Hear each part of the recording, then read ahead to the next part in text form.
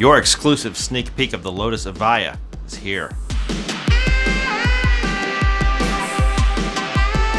Hello Lotus, and welcome back to the most informative Lotus channel on YouTube.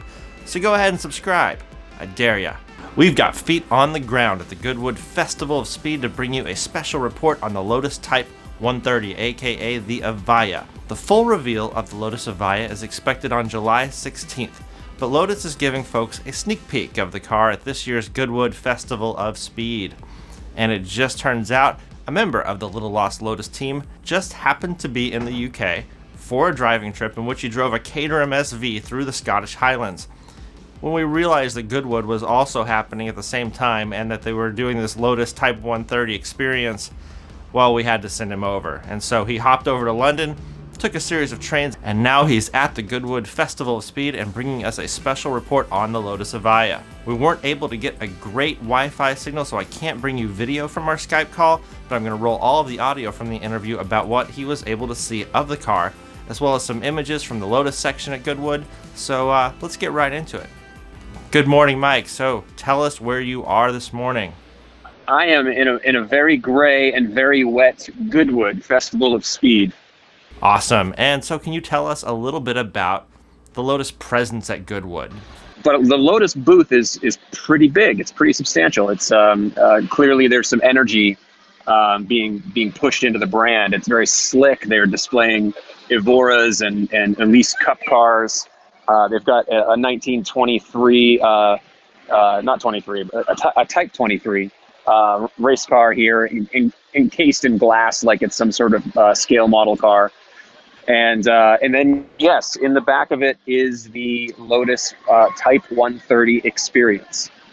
Okay, so the display is called the Type 130 Experience. So I think, a question we all have is, did you actually get to see the Evija, or what you presume was the Evija, or, what did they show you? I did. I saw it twice. I went through the queue twice because what they do is you walk into a very dark room and you're looking through glass, and they play a little video about the history of Lotus, and then you get this little light show, and the light show is LEDs in the floor that illuminate, and you just get the silhouette of the car. The headlights are on, but really you can't see anything but the little focus points where they'll put a light on a wheel, or they'll put a light on a particular body feature just for like a split second.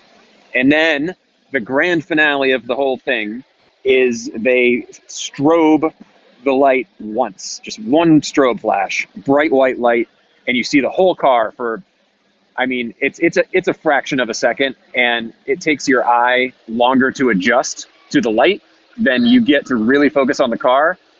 But I saw it, and I figure after the first time I saw it, the window that they have you looking through has a crossbar in the middle of it, and the crossbar was kind of like in the way, and I kind of missed it obscured the proportions of the car a little. So the second time I went in, I knew where to stand, and I feel like I got a pretty good look at it, I think.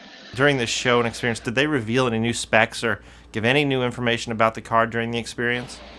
The only thing that they said is it is a fully electric hypercar, and that is the party line. That's what's in the video.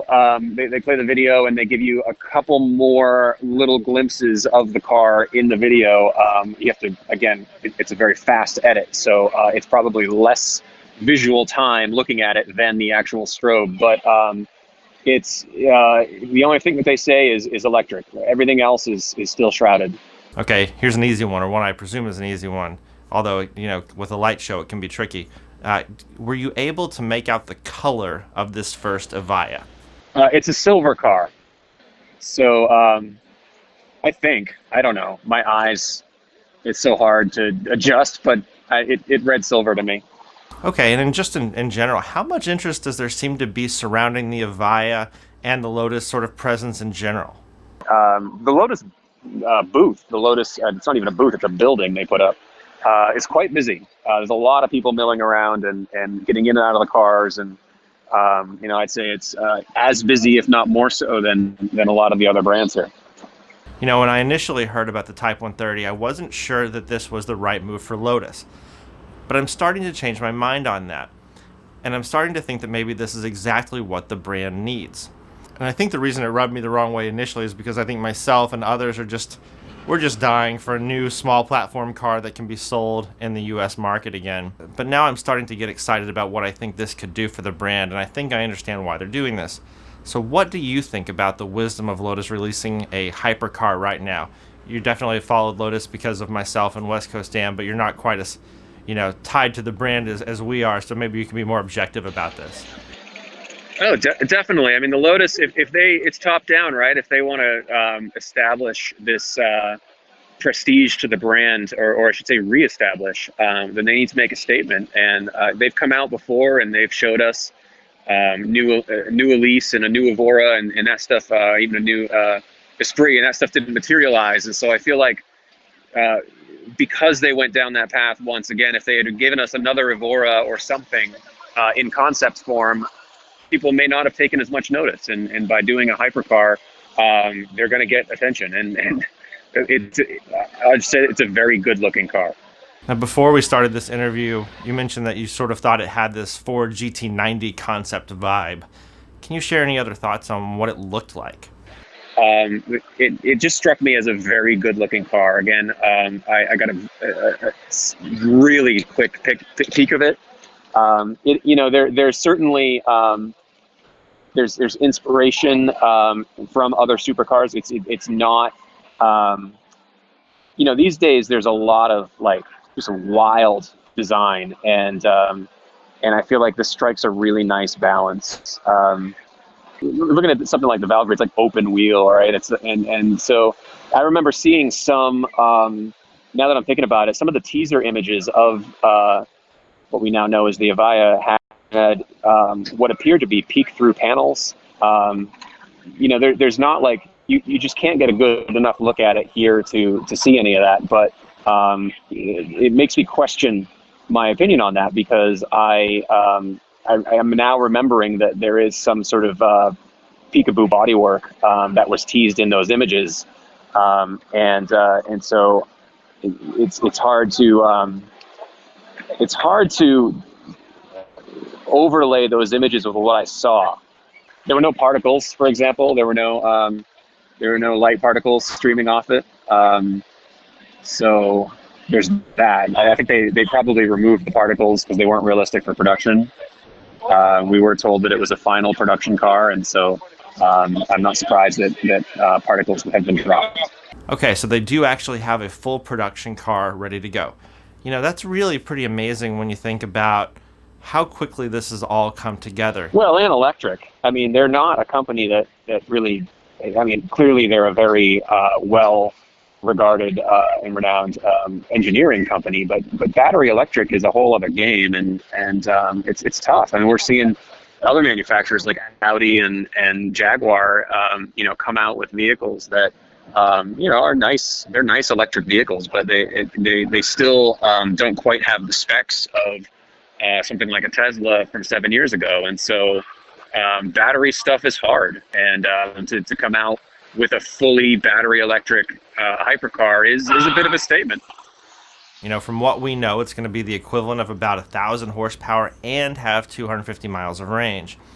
And with this car, I think its range on track has to be enough to put up some real numbers and to be at least somewhat competitive in some kind of class, because while I'm sure this is going to be a road legal car, you're not going to be able to experience virtually any of its performance unless you are on the track. We'll see, because it has to be a track car, right? I mean, it's the Lotus, and so they have to have thought about that. And we don't know what the price is exactly yet. We've heard numbers of like £1.5 million or more, something like that. So who do you think is going to buy this car? I've been thinking about this question a lot, because it's obviously going to be a situation akin to the Ferrari Enzo and the LaFerrari, where it's invitation only.